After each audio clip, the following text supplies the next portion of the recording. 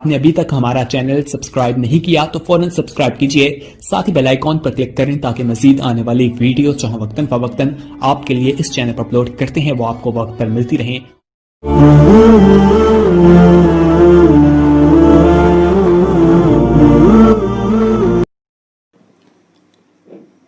अल्हम्दुलिल्लाहि रब्बिल आलमीन वस्सलातु वस्सलामु अला अशरफिल अंबिया'i वल मुरसलीन व अला आलिहि व सहबिहि अजमाइन, अम्मा बाद। हज़रात गिरामी क़द्र, इससे पहले मैंने आप हज़रात के सामने मौत और आखिरत की तैयारी करने वालों का हाल ज़िक्र किया था और इस ख्याल से ज़िक्र किया था कि सुनने वाले लोग इसके ऊपर अमल पैरा होंगे और कोरोना की इस वबा में जो सूरत हाल दहशत की, वहशत की लोगों के दरमियान पैदा होती जा रही है, इसमें वो अल्लाह को याद करेंगे, आखिरत को याद करेंगे, मौत को याद करेंगे और अपने आप को आखिरत के लिए तैयार करेंगे। उम्मीद है कि सुनने वालों में इससे एक जज्बा ज़रूर पैदा हुआ होगा। आज मैं अर्ज़ करूँगा कि बंदा इस तरह ख़ुद को जब तैयार रखता है तो वो अल्लाह का महबूब बंदा बन जाता है और फिर इसे ख़ुद भी ख्वाहिश होती है कि वह अल्लाह से मिले, और अगर जीना चाहता भी है तो इसीलिए जीना चाहता है ताकि मज़ीद नेकियां करके अपने रब को मज़ीद राज़ी कर ले और अपनी कोताहियों और ऐबों को अपने अंदर से दूर कर ले। इसीलिए अहादीस में जहां मौत की फजीलत आई है वहीं ज़िंदगी की फजीलत भी आई है। मौत की फजीलत में तो यह आया कि अल्लाह के रसूल अलैहिस्सलातु वस्सलाम ने फरमाया तोहफ़तुल मुमिनिल मौत, कि मौत का तोहफा, मोमिन का तोहफा मौत है। और एक हदीस में फरमाया रसूलुल्लाह सल्लल्लाहु अलैहि वसल्लम ने कि मौत एक नेमत है और गुनाह मुसीबत है। एक और हदीस में आता है कि अल्लाह के नबी अलैहिस्सलातु वस्सलाम ने फरमाया कि दो चीज़ों को इंसान नापसंद करता है, एक मौत को नापसंद करता है जो उसके लिए फितने में पड़ने से बेहतर है, और दूसरे माल की कमी को नापसंद करता है, हालांकि माल की कमी से क़यामत में हिसाब और किताब आसान होगा। बहरहाल मालूम होता है कि मौत मोमिन के लिए एक अच्छी चीज़ है। एक हदीस में आता है कि अल्लाह के नबी ने फरमाया कि दुनिया मोमिन के लिए कैद खाना है और काफिर के लिए जन्नत। जो यहाँ से कूच करके जाता है वो दरअसल कैद खाने से छूट कर जाता है। मालूम हुआ कि मोमिन के हक में मौत एक फजीलत की चीज़ है, अच्छी चीज़ है। दरअसल दुनिया की मुसीबतों और परेशानियों से नजात का सबब है। इसके मुकाबले में ऐसी हदीसें भी आई हैं जिनसे मालूम होता है कि मोमिन के लिए हयात बहुत अच्छी चीज़ है। एक हदीस में है कि हज़रत अबू बकरा रज़ी अल्लाह ताला अन्हु रिवायत करते हैं कि एक बार एक शख्स ने रसूलुल्लाह सल्लल्लाहु अलैहि वसल्लम से पूछा, अय्युन नासी खैर, लोगों में सबसे बेहतरीन कौन लोग, बेहतरीन इंसान कौन है? अल्लाह के नबी अलैहिस्सलातु वस्सलाम ने फरमाया, मन ताला उम्रुहु व हसुन अमलुहु, जिसकी उम्र लंबी हो और उसका अमल उम्दा हो वह आदमी सबसे बेहतरीन इंसान। पूछने वाले ने फिर पूछा, अय्युन नासी शर, कि सबसे ज्यादा बदतरीन आदमी कौन है, बुरा आदमी कौन है? अल्लाह के रसूल अलैहिस्सलातु वस्सलाम ने फरमाया, मन ताला उम्रुहु वस्साअ अमलुहु, जिसकी उम्र तो लंबी हो लेकिन उसका अमल बुरा हो। एक हदीस में है कि हजरत जाबिर और हजरत अबू हुरैरा रजी अल्लाह ताला अन्हुमा दोनों रिवायत करते हैं कि रसूलुल्लाह सल्लल्लाहु अलैहि वसल्लम ने फरमाया, खियारुकुम अतबलुकुम आमारा व अहसनुकुम आमाला, तुम में से अच्छे लोग वो हैं जिनकी उम्रें लंबी हो और अमल अच्छे हो। देखिए, इससे मालूम होता है कि अगर उम्र लंबी हो और उसके साथ अमल अच्छा हो تو یہ آدمی بہت اچھا ہے، اس کے لیے اس کی زندگی بہتر ہے، اس کا جینا بہت اچھا ہے، اس کی زندگی اس کے حق میں خیر اور بھلائی کا سبب ہے، ذریعہ ہے۔ اور یہ کیوں ہے؟ اسی لیے کہ اس کے عمل اس میں اچھے ہو، اور اگر عمل برے ہو تو جتنی عمر لمبی ہوتی جائے گی اسی قدر وہ اللہ کی نگاہ میں گرتا جائے گا، اسی قدر اللہ کی نگاہ میں بدتر ہوتا جائے گا۔ ایک آدمی لمبی عمر پائے اور اس کے اندر ذکر ہو، عبادت ہو، تلاوت ہو، نمازیں ہو، روزہ ہو، یہ آدمی اللہ کی نگاہ میں بڑھتا چلا جائے گا۔ اس کے برخلاف ایک آدمی ہو جس کے اعمال برے ہوں، شراب پیتا ہو، زناکاری میں مبتلا ہو، جھوٹ بولتا ہو، لوگوں کو دھوکہ دیتا ہو، اس کی عمر جتنی لمبی ہوگی وہ اللہ کی نگاہ میں اتنا ہی بدتر سے بدتر ہوتا جائے گا۔ چنانچہ ایک حدیث میں آتا ہے کہ اللہ کے رسول علیہ السلام نے فرمایا لیس احد افضل عند اللہ من مؤمن یعمر فی الاسلام لتسبیحہ وتکبیرہ وتہلیلہ۔ اللہ کے نزدیک کوئی بھی اس مومن سے زیادہ افضل اور بہتر انسان نہیں ہے جو اسلام کی حالت میں لمبی عمر پائے۔ اللہ کے نبی کہتے ہیں اس سے زیادہ کوئی آدمی افضل نہیں جو ایمان کے ساتھ لمبی عمر اسلام کے اندر پائے۔ کیوں؟ کہتے ہیں لتسبیحہ وتکبیرہ وتہلیلہ، اس کی تکبیر کی وجہ سے، تسبیح کی وجہ سے، تہلیل کی وجہ سے۔ تسبیح کہتے ہیں اللہ کی پاکی بیان کرنا، تکبیر کہتے ہیں اللہ کی بڑائی بیان کرنا، تحلیل کہتے ہیں کہ اللہ تبارک و تعالیٰ کی توحید کے لیے کہنا لا الہ الا اللہ۔ معلوم ہوا کہ ذکر اذکار کی وجہ سے لمبی عمر پانے والی کی زندگی اس کے حق میں خیر اور بہتر بن جاتی ہے۔ بہرحال ان احادیث سے معلوم ہوتا ہے کہ مومن کے حق میں یہ دنیا کی زندگی اور اس زندگی کے لمبا ہونا خیر کا باعث، کیونکہ جب وہ زندگی پائے گا تو اس میں اللہ کا ذکر کرے گا، عبادات کرے گا، نیکیاں انجام دے گا، لوگوں کے ساتھ اچھا سلوک کرے گا، لوگوں کے حقوق کو ادا کرے گا، لوگوں کے ساتھ بہتر زندگی کرے گا، اس سے اس کا مقام بڑھتا چلا جائے گا۔ حضرت تھانوی رحمت اللہ علیہ نے ان دونوں قسم کی احادیث میں جو بظاہر تعارض نظر آ رہا ہے، ٹکراؤ معلوم ہو رہا ہے، اس کا جواب یہ دیا ہے کہ دونوں باتیں اپنی جگہ پر صحیح ہیں۔ مومن کے حق میں موت کا بہتر ہونا وہ بھی اپنی جگہ پر صحیح ہے، اور زندگی کا بہتر ہونا وہ بھی اپنی جگہ پر صحیح ہے۔ وہ اس طرح کہ دنیا کی زندگی ایک عارضی وجہ سے افضل قرار دی گئی ہے کہ اس میں انسان نیکیاں کرے گا، لیکن اصل خیر اور بھلائی تو آخرت ہی میں ہے۔ آخرت ہی اصلی مسکن ہے، آخرت ہی مومن کا وطن ہے۔ اس لیے موت کو ترجیح تو ہر صورت میں ہے، لیکن اگر نیکیاں کرنے کی وجہ سے زندگی کو ترجیح دیتا ہے تو ایک عارضی بات ہے۔ حضرات، میں عرض کر رہا تھا کہ جو مومن بندہ خود کو آخرت کے لیے تیار کرتا ہے اور نیکیوں اور عبادتوں میں لگا رہتا ہے، وہ موت کو چاہتا ہے تاکہ اس کو اللہ کی زیارت نصیب ہو اور آخرت کی نعمتوں سے وہ مالا مال ہو۔ کیونکہ قرآن و حدیث میں مومن بندے کا جو اعزاز و اکرام موت کے وقت بتایا گیا، موت کے بعد کے مقامات میں بتایا گیا، وہ اسی کا تقاضا کرتا ہے۔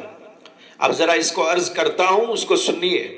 اللہ تعالیٰ قرآن میں فرماتے ہیں ان الذین قالوا ربنا اللہ ثم استقاموا تتنزل علیہم الملائکہ الا تخافوا ولا تحزنوا وابشروا بالجنة التي كنتم توعدون نحن اولیاؤکم فی الحیاة الدنیا وفی الآخرة ولکم فیہا ما تشتہی انفسکم ولکم فیہا ما تدعون نزلا من غفور رحیم۔ ان آیات میں ایک مومن بندے کی موت کے وقت جو تکریم اور تعظیم ہوتی ہے، اور اللہ کے فرشتے اس کے ساتھ جو باتیں کرتے ہیں اور اس کا دل لبھانے کی کوشش کرتے ہیں اور اس کو تسلی کا سامان دیتے ہیں، اللہ نے ان آیات کے اندر اس کا ذکر فرمایا ہے۔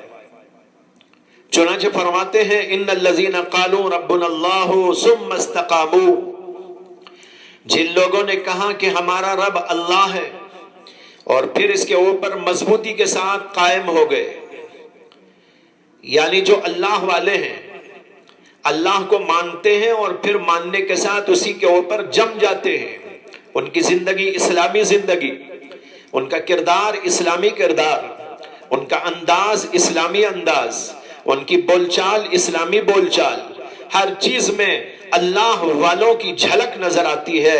ایسے لوگ ان الذین قالوا ربنا اللہ ثم استقاموا، جن لوگوں نے کہا کہ ہمارا پروردگار اللہ ہے اور پھر اسی کے اوپر جم گئے، کیا ہوتا ہے؟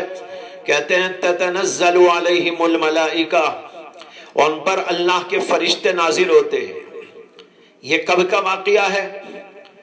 بعض روایات میں آتا ہے کہ یہ موت کے وقت کا قصہ ہے، جیسے کہ حضرت ابن عباس رضی اللہ تعالیٰ عنہ بیان فرماتے ہیں، اور بعض حضرات کہتے ہیں کہ موت کے وقت بھی اور قبر میں بھی اور حشر میں بھی، تینوں جگہ پر اللہ کے فرشتے آتے ہیں اور نیک بندوں کے پاس آ کر ان سے خطاب کرتے ہوئے کہتے ہیں اللہ تخافوا ولا تحزنوا، تم خوف نہ کرو اور غم نہ کرو.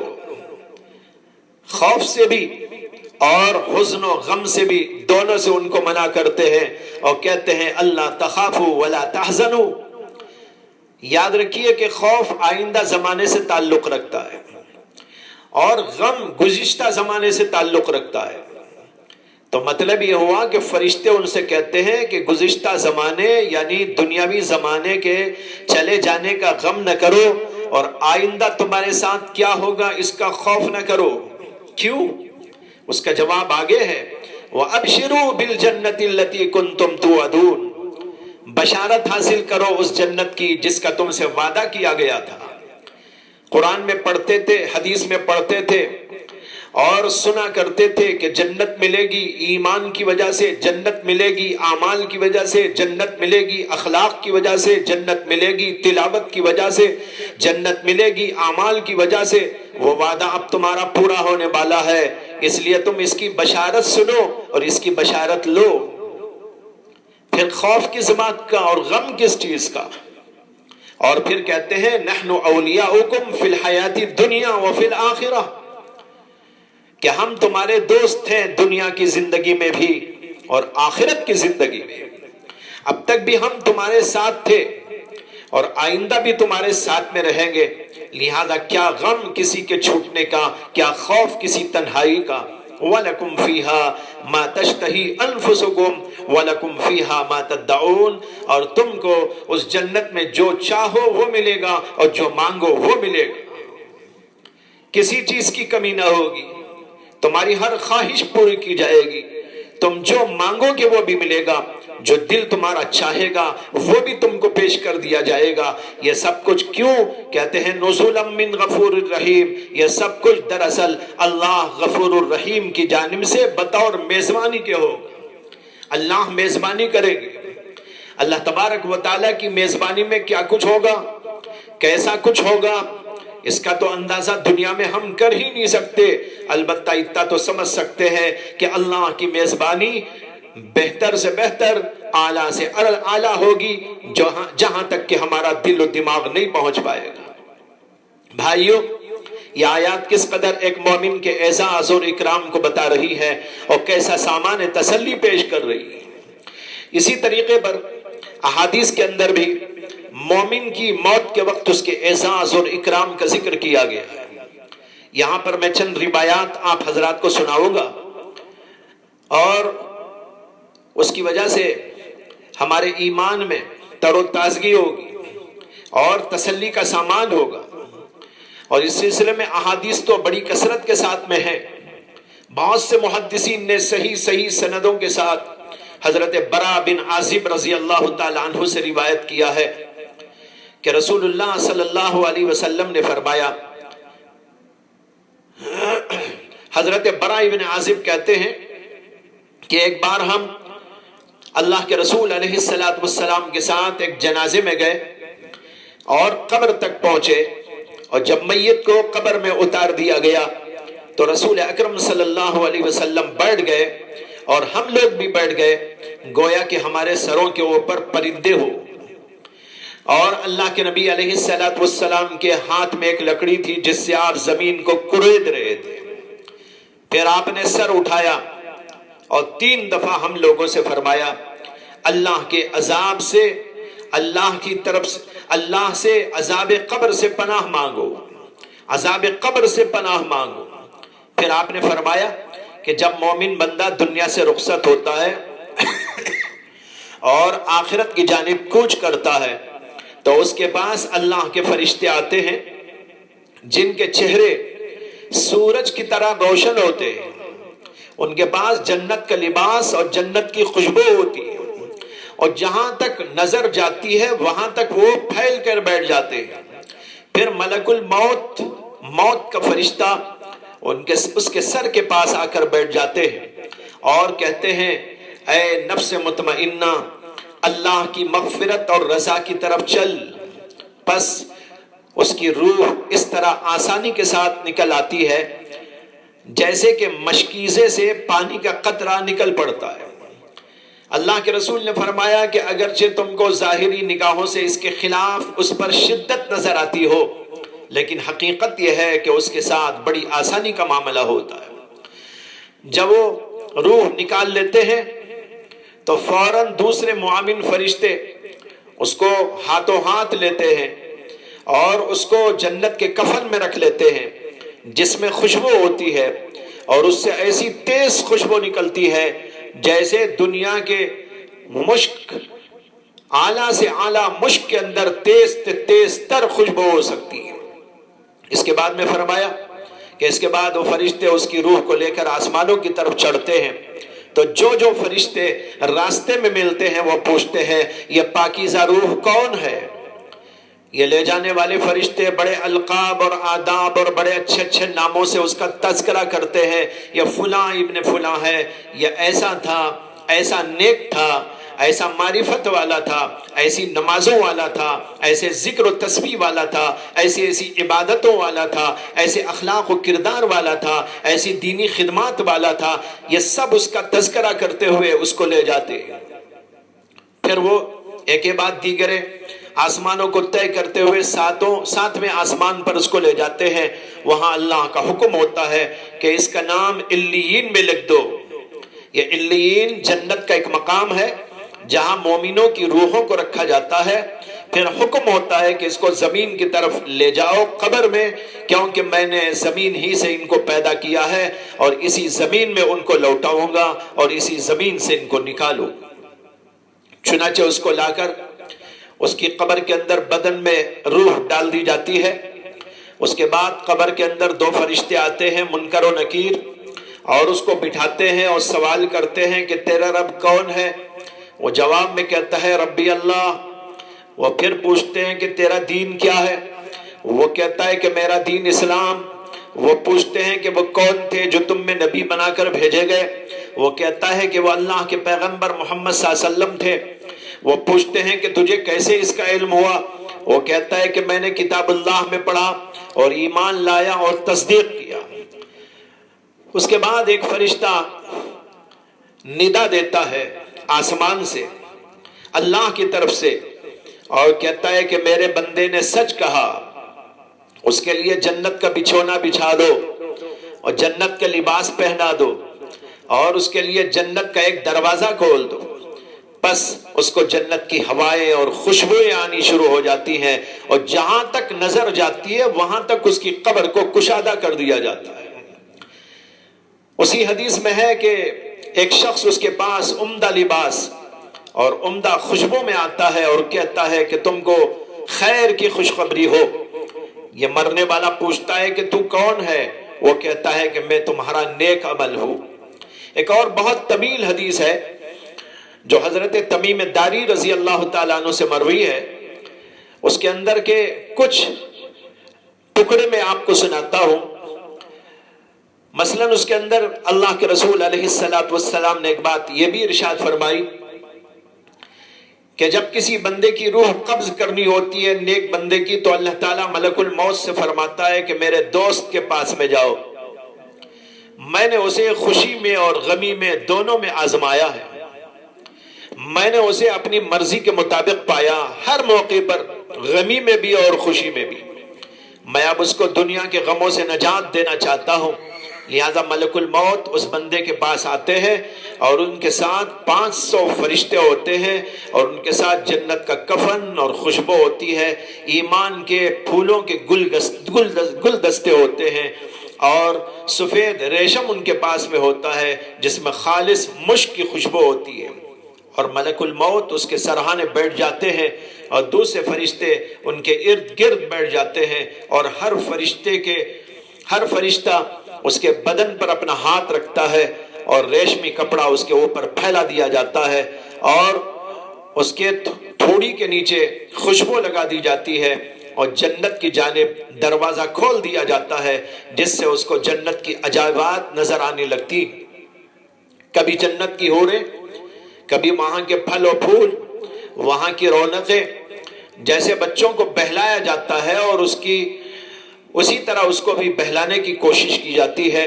یہ سب دیکھ کر مومن کی روح لپک کر آگے بڑھتی ہے تو فرشتہ کہتا ہے اے پاکیزہ روح، چل بے خار بیری کے پھلوں میں اور تہبتے کھیلوں میں اور لمبے سائے اور بہتے ہوئے پانی کی طرف، اور اللہ کے فرشتے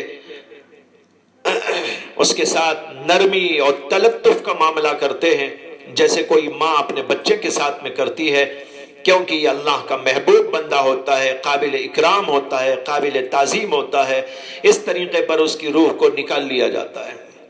اسی حدیث میں ہے کہ اس بندے کے یہاں سے جانے پر 40 دنوں تک زمین اس کی جدائی پر روتی ہے اور آسمان کے وہ دروازے بھی روتے ہیں جن سے اس کے اعمال چڑھتے تھے اور اس کا رزق اترتا تھا۔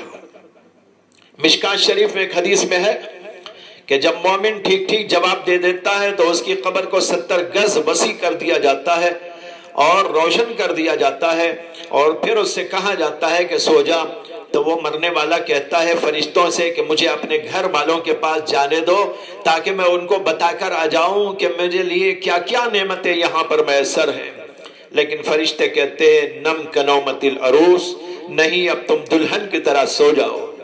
ایک حدیث میں ہے کہ جب ملک الموت مومن بندے کے پاس آتے ہیں تو اس کو سلام کرتے ہیں اور یوں کہتے ہیں السلام علیکہ یا ولی اللہ، اٹھو اس گھر کی طرف چلو جس کو خالی کیا جانا ہے، اس گھر کی جانب چلو جس کو معمور کیا جانا ہے، یعنی دنیا سے آخرت کی جانب چلو۔